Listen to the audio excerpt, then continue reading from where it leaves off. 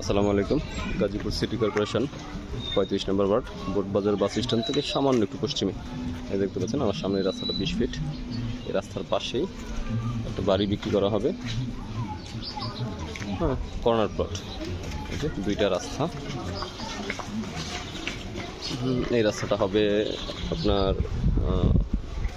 12 ফিটের মতো, আর এই রাস্তাটা হচ্ছে 20 ফিট। এর পাশে এই যে বাড়িটা বিক্রি করা হবে। পৌরসভার প্ল্যান, 5 তলা ফাউন্ডেশন, 6 তলা পর্যন্ত করা আছে।